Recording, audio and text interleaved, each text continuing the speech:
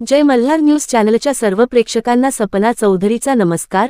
नंदुरबार शहरातील नवापूर साक्री रस्त्यावरील कामनाथ महादेव मंदिर परिसरात असलेल्या लक्ष्मीनारायण नगरात चढी बनियान गँग ने अमावस्येची संधी साधत धुमाकूळ घातला असून गँगचा चोरट्यांनी रेकी केल्याचे सीसीटीव्ही कॅमेऱ्यात कैद झाले आहे। सुदैवाने परिसरात चोरीची घटना झाली नसल्याचे रहिवाशांनी सांगितले।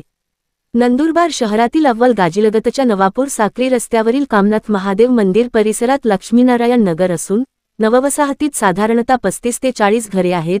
बहुतेक रहिवासी हे शासकीय कर्मचारी आहेत। मध्यरात्रीच्या सुमारास अमावस्येची संधी साधत चोरट्यांनी अक्षरशः धुमाकूळ घातला। मध्यरात्रीच्या सुमारास 25 ते 30 वयोगटातील चोरट्यांनी जिल्हा परिषदेच्या महिला व बाल विकास विभागातील कर्मचारी दीपक शिंदे यांच्या बंगल्याची रेकी केल्याचे सीसीटीव्ही कॅमेऱ्यात कैद झाले आहे।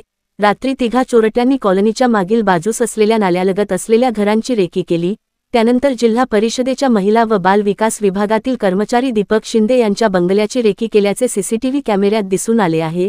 तिघांनी चढी घातल्याचे दिसत असून चोरट्यांची चढी बनियान गँग असल्याचा कयास व्यक्त करण्यात येत आहे। यापूर्वी देखील नंदुरबारमध्ये चढी बनियान गँगने धुमाकूळ घालत धाडसी घरफोड्या केल्याची नोंदी पोलीस ठाण्यात करण्यात आल्या आहेत।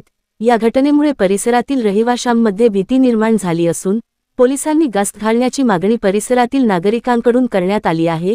कॉलनीत 3 चोरटे आल्याचे चौधरी नामक रहिवासी महिलेने घराचा खिडकीतून पाहिले।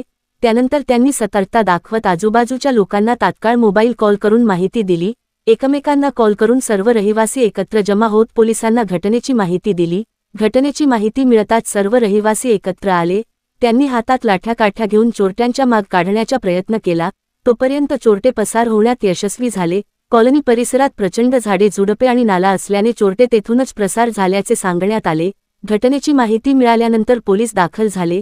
याच लक्ष्मीनारायण परिसरात 6 महिन्यांपूर्वी रेल्वे कर्मचारी प्रशांत पिंगळे परिवारासह बाहेरगावी पर्यटनाला गेले होते। ही संधी साधत चोरट्यांनी त्यांच्या घराला लक्ष्य करीत धाडसी घरफोडी केली होती। घरफोडीत लाखो रुपयांचा ऐवज चोरट्यांनी चोरून नेला होता। या घटनेचा तपास अद्यापपर्यंत लागलेला नाही, त्यामुळे पोलिसांच्या कर्तव्यावर प्रश्नचिन्ह निर्माण होत आहेत। नंदुरबार शहर व परिसरात चोरीचे सत्र सुरूच आहे।